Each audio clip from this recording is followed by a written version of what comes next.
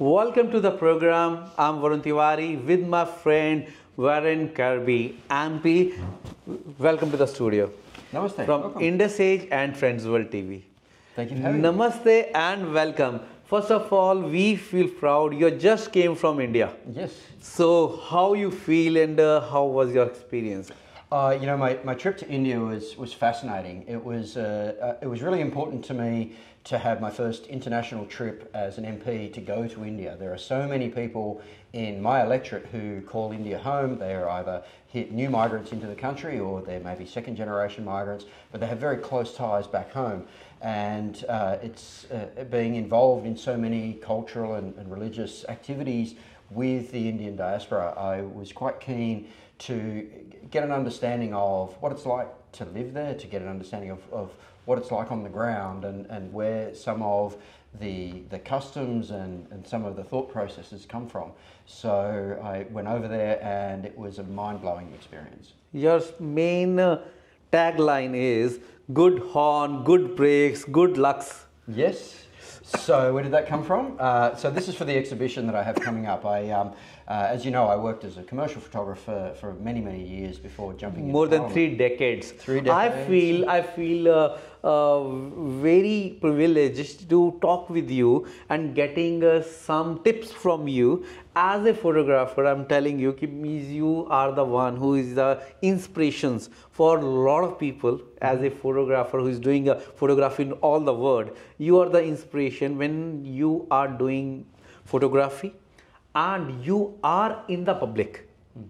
Both sides. Front of the camera, behind the camera. Yep. So, we are talking about the exhibition. It's coming on 28th of June. 28th of June, yeah. Yeah. And it is in Stanhope Garden in Ponds. In the Ponds, Yes. Ponds Community Hub. Community Hub. So, what is the exciting news there? What's going to be happen? Well, it's while I talked about myself as being a photographer, it's probably more accurate to say as a visual communicator. I see things through images and I like to share with the world the way that I see things. And I always say to budding young photographers, if you want to really immerse yourself in photography, forget about the tools Yes. and learn how to see. And so when I was over there, taking photographs was partly my way of really studying what was happening and trying to work out what's a day-to-day life and what's not. You know, for example, the very first day there was the day that Ram Temple was consecrated.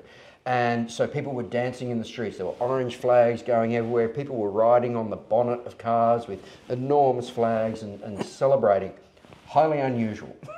Highly unusual. Yeah, definitely. For every new experience for you, totally different world. Completely different world. And this is my very first day in India. The term for the exhibition, good horn, good brakes, good luck, that was an extension of, we did a lot of driving. So what we did, we arrived in Ahmedabad, we flew over to Delhi and then drove from Delhi through to Agra, Gwalior, Orcha, Khajuraho, and then into Varanasi and then flew into Mumbai and home. That whole belt through the middle was by road. And as you're well aware, driving in India is a very different experience to driving in Australia. And as somebody who worked a lot of years photographing cars in the car industry, being trained by a lot of different drivers, a lot of different driving techniques, if you ask somebody who is a driver, what does it take to be a good driver, they'll say things like, well, you need good car control, you need to drive within your limits and within the limits of the car, you need to obey the road rules, you need to respect other drivers on the road. Things like this are your sort of standard responses. And I said to our driver, so driving in India, what does it take to be a good driver in India? And he thought about it for a minute, he says, well, first of all, you need a good horn. Good horn. Good horn. Absolutely, you need a good horn. Yeah. And you need good brakes. You definitely need good brakes. But most of all, you just need good luck. Yeah. And I thought that was a great way to sum up the whole experience in India. So I thought, well, why not name the exhibition after that? Yeah, somebody told me you need a sixth sense. So using the horn in New South Wales is illegal. You can only use that in emergency situations. And when people do toot the horn, it usually means that you've done something wrong, and most people get on the defensive about it. Oh, well, why are you tooting me? What have I done? Or it can sometimes lead to people getting quite aggressive. Now in India, it's the complete opposite. Yes. In India, people use the horn all the time, everywhere, constantly. And in fact, it's encouraged. Every truck that you see on the road has the words, horn please. Yes. And it's used as a language unto itself, and it can mean everything. The more you pay attention to it, and the more you look at the way people use horns and in traffic in the country, wherever you are, it can either mean, look, excuse me, I've noticed that you're wandering around a little bit in the lane, and because lane discipline is something that's not usually practiced very often. People wander all over the place through the lanes. So it can mean, look, excuse me, I'm coming through. Do you mind? I'm here. Don't wander over and hit me while I'm on my way through. Or it can mean, get out of my way. I'm in a rush. Move now. So you can start to get a sense of what the way people are feeling, but it's never used as an overtly aggressive maneuver like it is here in Australia. Whenever somebody hears the horn here in Australia, that's what they assume it to be. So the underlying message from something like that is never assign intent to somebody's actions. It could simply be a difference in the way that they're brought up, in the way that they see the world and the way that they communicate with the world. And for me, that was a really great example of some of the differences between the way Australians consider driving and habits that people use in driving versus Indian driving. There's no malice behind it. It's just purely a way of communicating. How good it is. So you look good in everything. Yeah, when people are staying here, living for a long time here, then when we go to India, we are afraid for driving.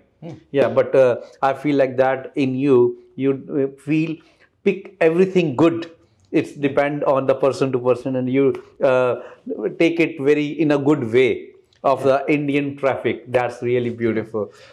Well, it also comes down to, I always start from a starting point of, why did somebody do that? I think that most people that I've ever met have good intentions. Yeah. Very few people make nasty decisions, malicious decisions. They always tend to do it from a place of good. Yeah. And if you start with that starting point, you go, well, why did the person react in this way that is so offensive to me? Yeah. It's almost never because they wanted to offend you. Yeah. It's almost always because there's some kind of misunderstanding between two people. So first of all, I try to start with, you made these decisions with good intention. Yeah. Why have I been offended by that, or why have I been upset by that? Can you explain a little bit more to me how you're feeling? And the other thing is, I also try to look for similarities between people rather than differences. If we focus on what is different about us, it creates a division. If we focus on what we've got in common, then it brings us all together. So we'll come back to on 28th. Yeah. 28th of June. So we are very excited about the exhibition. Yeah. In the exhibition, most of all the photographs is clicked by you. Yes, all of the images are taken by me. Wow. Yeah. So you went most of the places in India. Well, through the Middle Belt. Yes. I don't profess for a moment to have been all the places in India.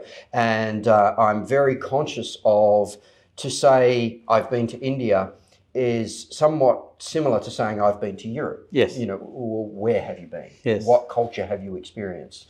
Because the people from the south are very, very different from the people from the north and the east and the west. So while I've done the Middle Belt and I've been able to experience some fascinating insights from that part of the world, I'm also quite keen to visit the south. I'm going back in January, in fact, to do a visit through the south of India, and then through the north, a bit further up towards the Himalaya at a later stage. That's wow.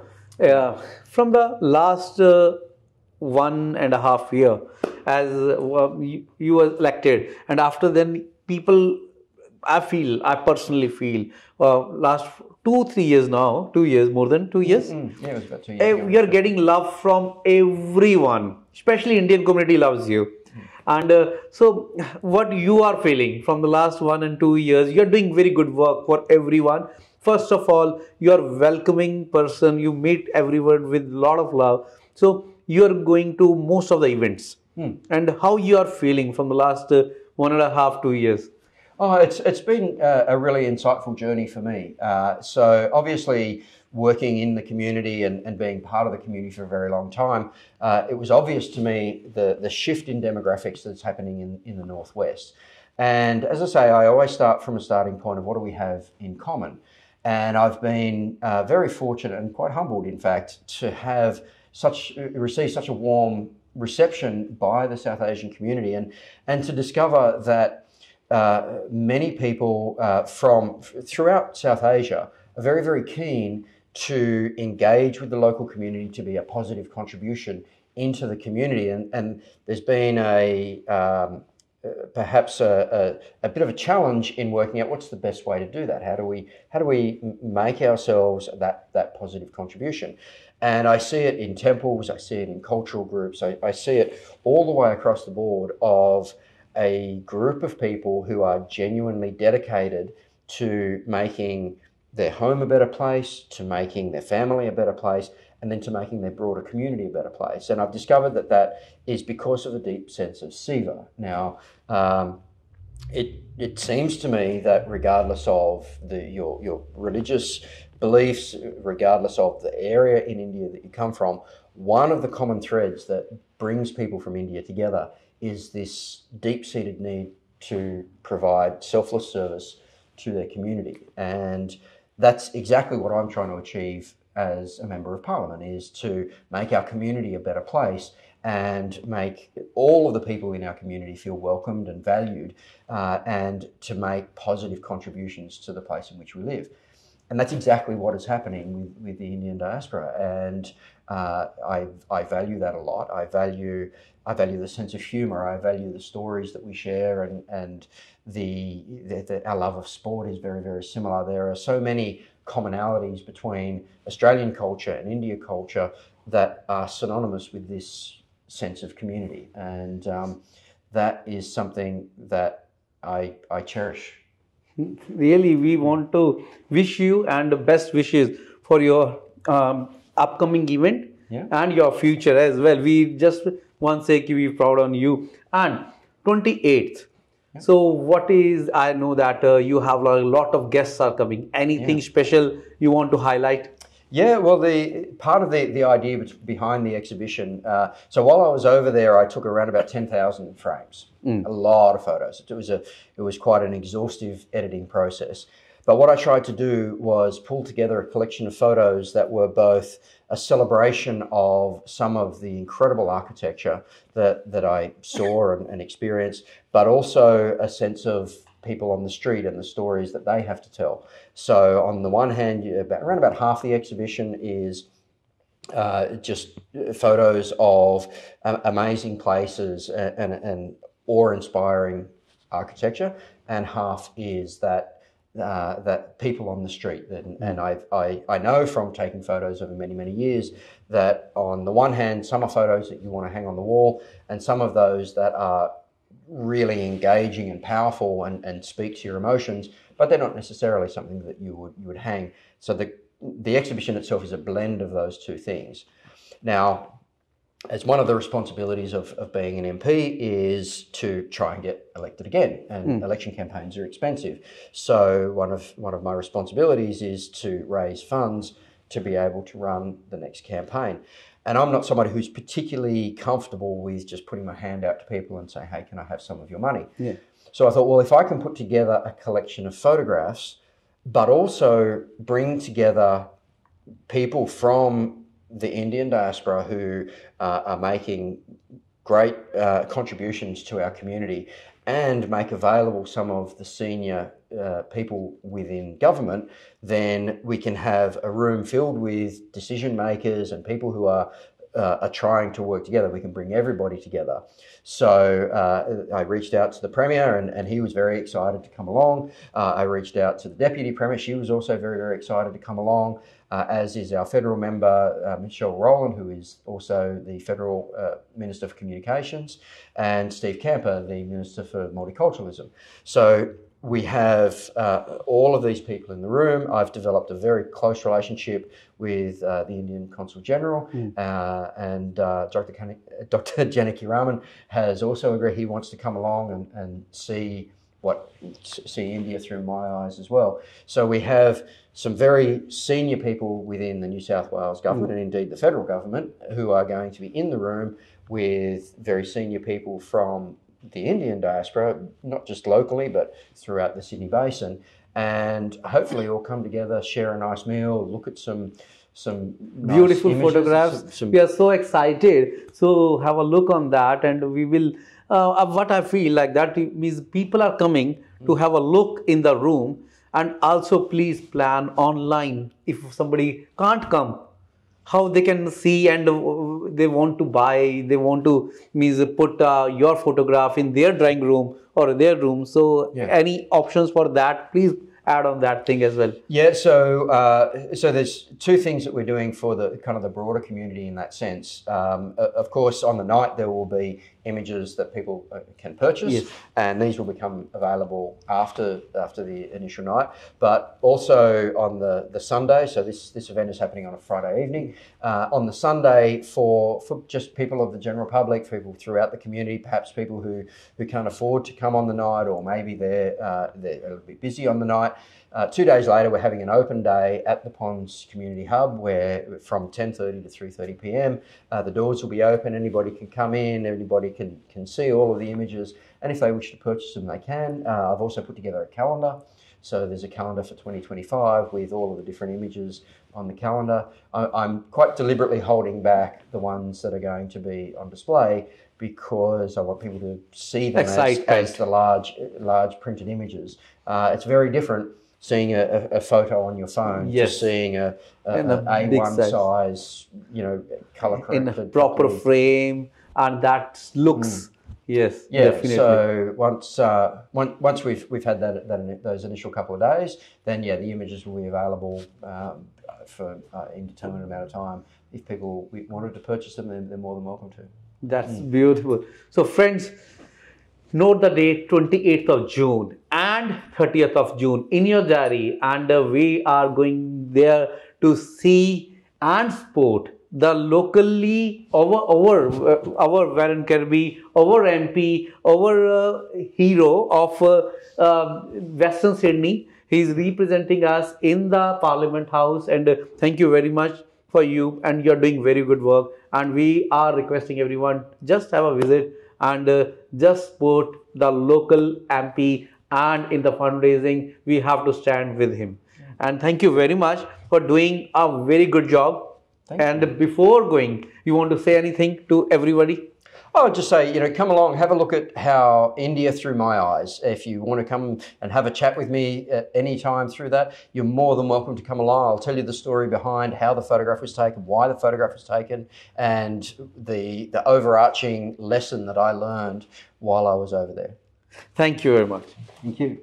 Australia's first Indian magazine to have a national reach, Indus Age is the largest circulated South Asian magazine in Australia with 5 simultaneous editions, 55,000 copies printed monthly, 220,000 readers, largest network of clients, undisputed leader in community news. Indus Age is circulated in Sydney, Melbourne, Adelaide, Brisbane and Perth to over 525 outlets. Grab your copy now to get the latest on the community, news from India, Bollywood, music and much more. For more info, log on to www.indusage.com.au.